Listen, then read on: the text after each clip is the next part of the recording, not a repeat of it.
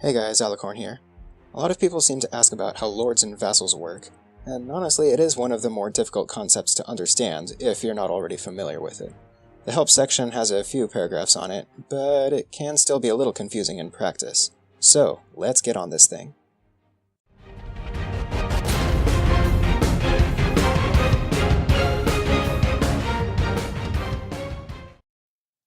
You always start out as your own king, as does everyone else. You remain a king until someone takes over your castle, and the only way to become a king again is by overthrowing your king. Or by pulling off a coup, but I'll talk about that later. There are two basic relationships I totally did not just make up on the spot. I call them natural and diplomatic. Natural relationships happen because of the mechanics of the game, so if someone is your lord or vassal, they are a natural ally and you can't attack each other. But if that person is not your lord or vassal, they are a natural enemy and you can attack each other. Diplomatic relationships are made when players communicate with each other and agree, or disagree as the case often is, to be friendly or hostile to each other. Building diplomatic relationships is a topic for the chat room video, so here I'll only describe the natural relationships. I want to get to the vassal tree right quick, but I have to lay this groundwork first, so I'll go fast. Let's start with allies. Keep in mind natural, not diplomatic. A lord is anyone above you in the tree. There are three kinds of lords. A direct lord is immediately above you. These ones are light blue. An upper lord is between your lord and your king. These are dark blue. And your king is at the top. These ones are purple. If at any time you don't have a purple lord, or king, above you, then you are the king in your own tree. A vassal is anyone below you in the tree. There are two kinds of vassals. A direct vassal is immediately below you. These ones are yellow. And a lower vassal is anyone further below you than a direct vassal. These ones are orange. You gain vassals by attacking other players' castles. When you defeat an enemy castle, the castle is not destroyed, but rather that player becomes your vassal, you become their lord, and you gain some income from them. More on that later. If you defeat someone with vassals, that player becomes your direct vassal, and their vassals become your lower vassals. You cannot attack anything belonging to your lords or vassals, with two exceptions: your lord's castles and capitals. You can't attack your vassals' castles, because you already own them, in a manner of speaking, but you can attack your lord's or even king's castles and attempt to overthrow them. If you succeed in overthrowing a lord, he and all of his vassals become yours, and if you overthrow a king, you become the new king. Capitals, however, are always free game. Now let's do enemies. Again, natural, not diplomatic. Full enemies are red. Not much to explain here. You just attack them if you want. Ally enemies are red and pink.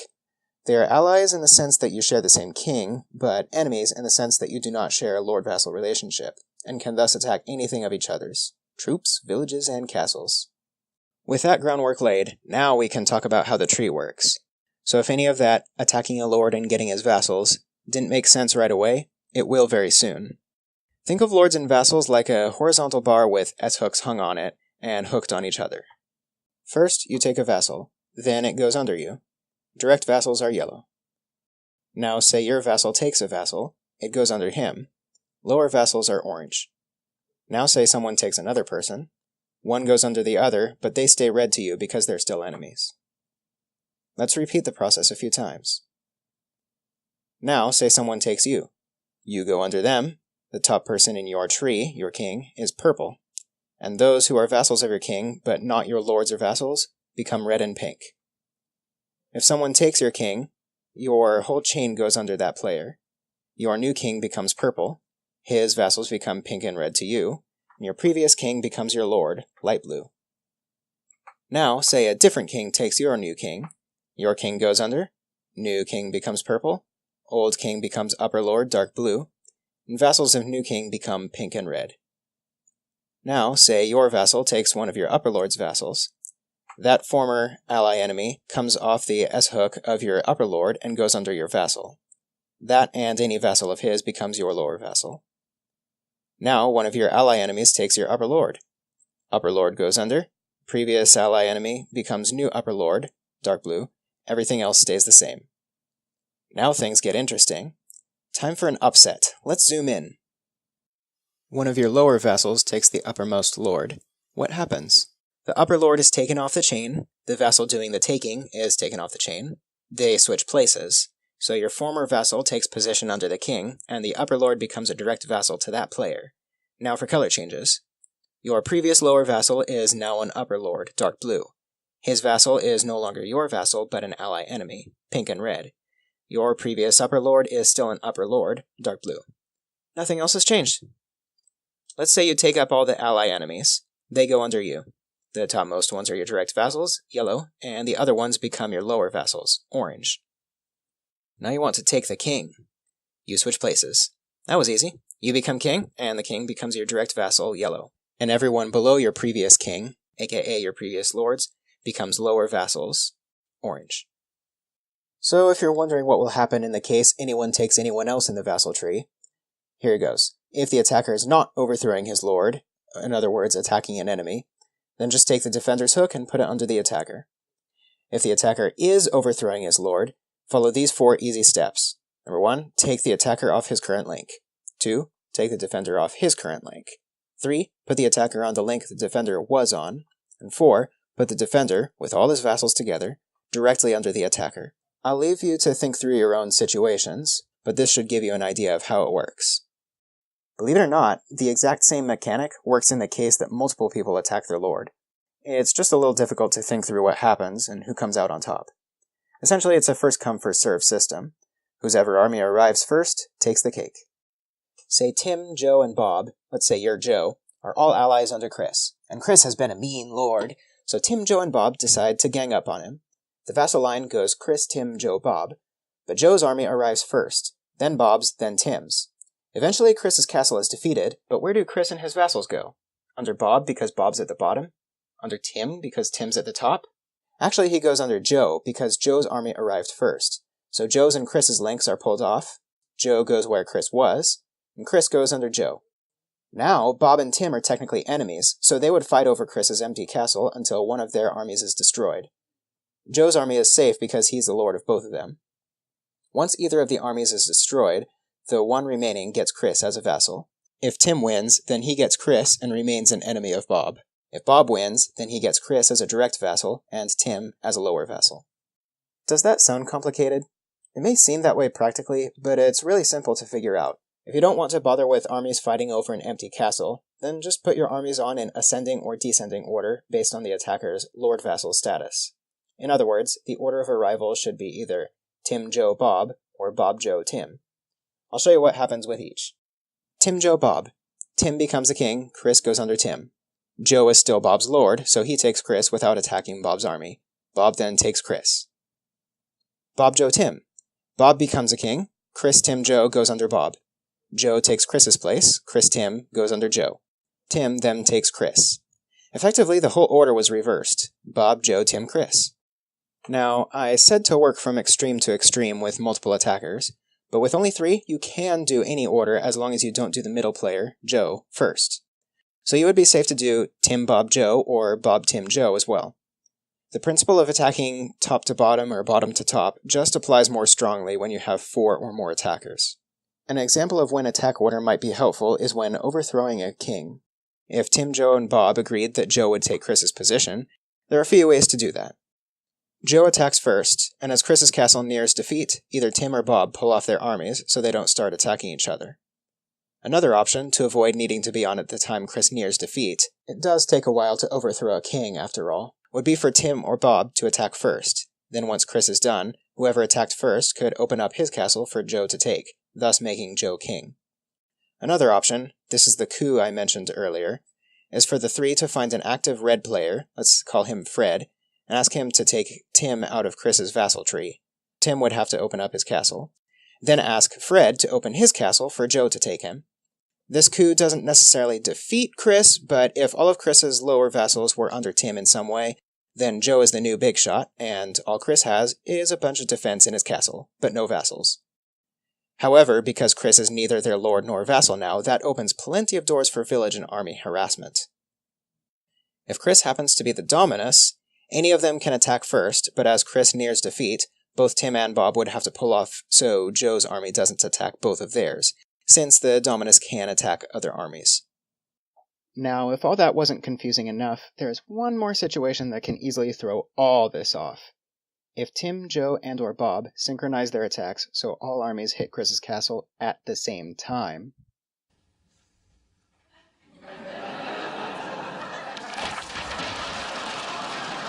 just kidding. It's actually not that bad. The same principles apply where the priority goes to the player whose click the server received first. But because that is impossible to determine when both armies land at the same time, it's best for the players to agree who would go on top, and for the others to pull off as Chris nears defeat. That covers just about everything concerning the vassal tree, but here are a few more important tidbits on vassals in general, namely gifts and vassal income. Vassal income is a little tricky to calculate when there are many vassals involved, but the general number to work with is 6% of the combined income of all your vassals. For example, I have 7 vassals whose combined income is 18,794 gold per 20-minute income cycle. 18,794 times 6% is 1127, so the total income I receive from vassals is 1,127 gold. Add that to my village income of 2299, capital income of 4085, and base castle income of 1215, and you have 8726. Which isn't too far from the 8623 it says on the screen. Why is it different? Because everything from market price to village and capital worth is constantly fluctuating. You will almost never calculate the same as what shows on the screen. But you will be generally accurate within 5%. Oh, and in case you're wondering, the base castle income varies from day to day based on the market prices. So just look at the majority of inactive players to find the base income. The tricky part about vassal income is when you get more than 5 levels of vassals. Up to 5 levels, each lord gets a 6% income bonus from a vassal. But after 5 lords, it's no longer 6% each, rather it is 30% divided by the number of lords.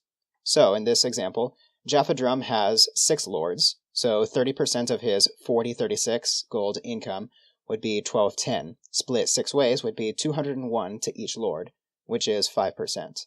If he had 2 more lords, that 1210 would be split 8 ways into 151, or 3.75% of his income to each lord.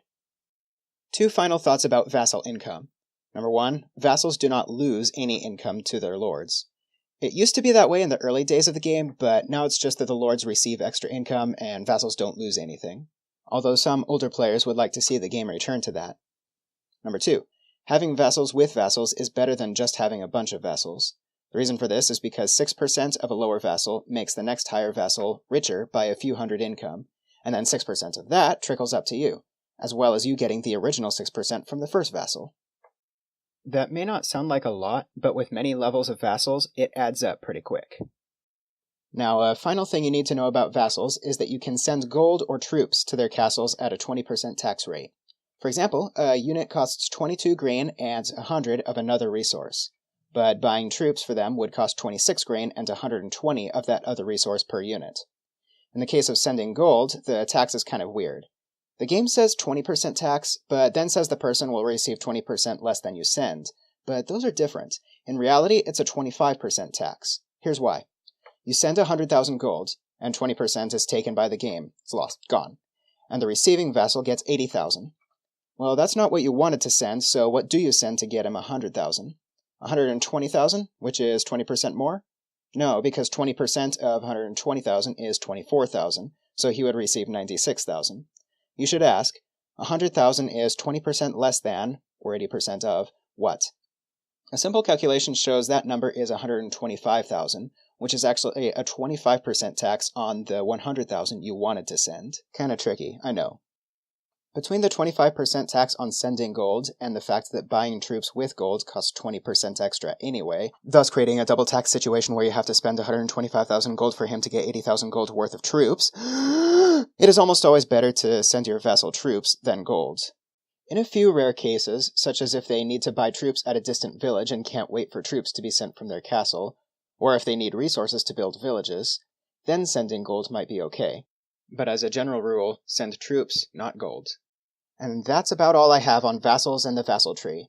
So, to summarize. 1. You cannot attack your lords' or vassals' units or villages, nor your vassals' castles, but you can attack your lords' castles. You can attack anything of your enemies, same king or not, and you can attack anyone's capitals. Number 2. If you defeat an enemy castle, he becomes your vassal, and if he has any vassals, they become your lower vassals. If you defeat a lord, he becomes your vassal, you take his position under the next highest lord, and all his vassals that were not already yours become your lower vassals. Number 3. If multiple allies attack one lord, the first one to land on the castle takes the lord's position. If that results in the other allies becoming enemies, those armies will fight until one dies. Number 4. You receive 6% of the income of your vassals, but vassals do not lose that 6% of their income. Number 5. You can send gold or troops to your vassals, but there is a 20% tax on units and a 25% tax on gold. I know this was a bit of a longer video, but I hope that cleared up some things about vassals, lords, vassal tax, and gift sending. Let me know in the comments about anything else you noticed, or if something wasn't entirely clear. As always, if you have any specific requests or questions on a topic, please ask in the comments, and I'll do my best to answer them when I get around to doing the next video. Until then, this is Alicorn signing out. Keep playing, and never give up.